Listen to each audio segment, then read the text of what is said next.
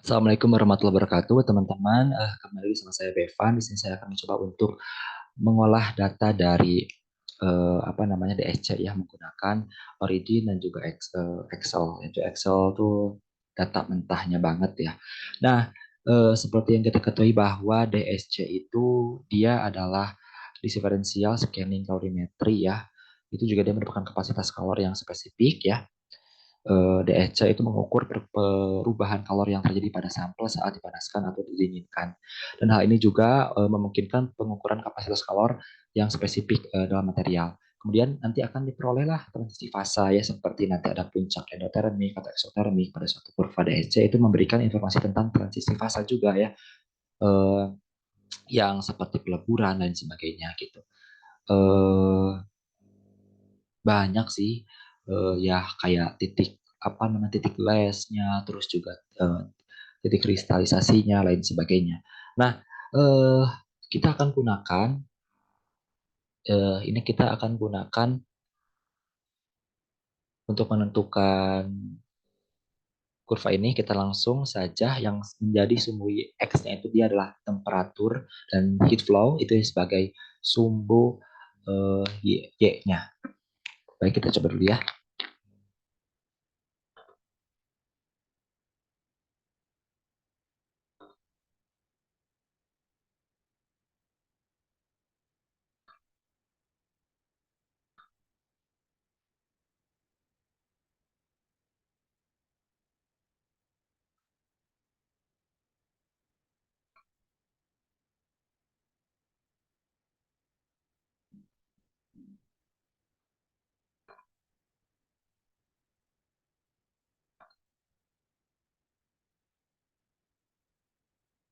Eh, sorry, ada yang keliru.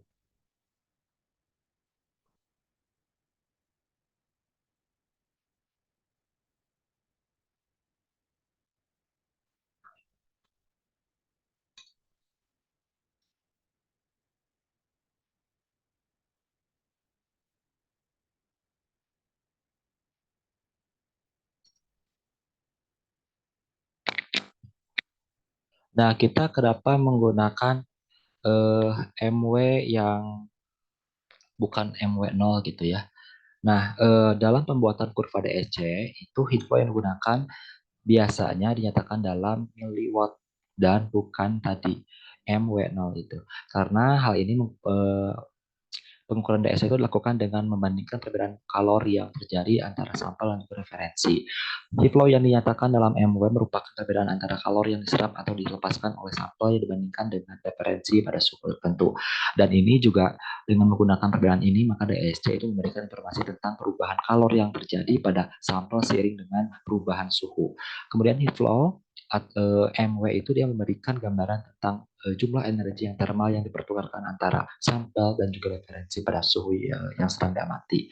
Dalam konteks DEC, heat flow MW0 itu dia itu merujuk pada perubahan kalor total yang terjadi antara sistem tanpa adanya sampel.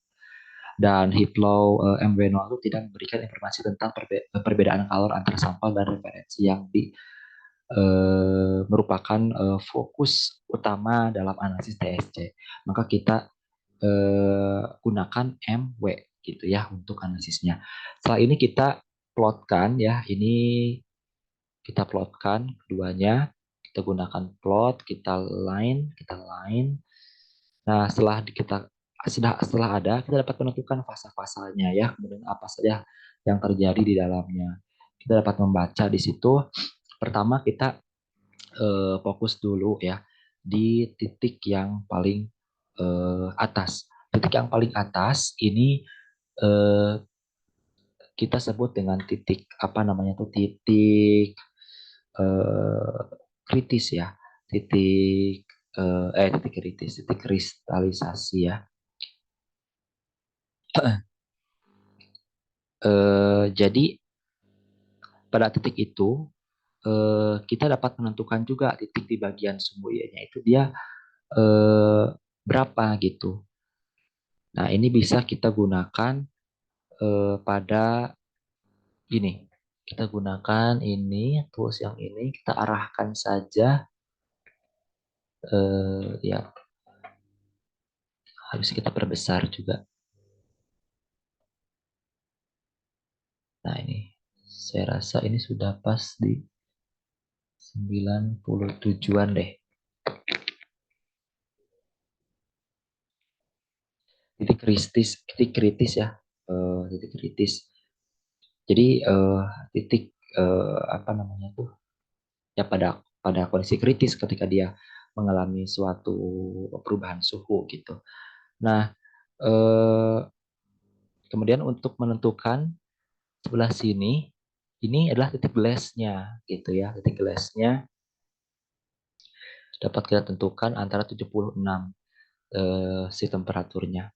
Maaf tadi saya salah, ternyata di sumbu X ya, bukan sumbu Y, karena sumbu Y mah itu heat flow-nya. Nah, kita lebih fokusnya ke sumbu X-nya, dia sebagai fungsi dari temperaturnya. Kemudian untuk menentukan titik berikutnya, di sini kita gunakan titik yang ini. Maaf, ini itu titik leleh ya. Ini titik leleh. Ya, pokoknya sekitar 139-an deh, ini nggak bukan. Nah, seginian. Ini sudah saya coba sebelumnya di book yang lain gitu. Jadi saya sudah coba di situ. Nah, kemudian apakah dia eksoterm atau endoterm? Menurut saya sendiri, dia merupakan eksoterm ketika kita tarik garis lurus ke sini gitu ya. Eh, kita tarik garis lurus ke sini antara ini dengan ini, dia terjadi kelokan gitu ya. Terjadi kelokan, maka dia adalah eksoterm. Dan ini pun 2 kali terjadi. Kelokan yang kedua pun sama gitu.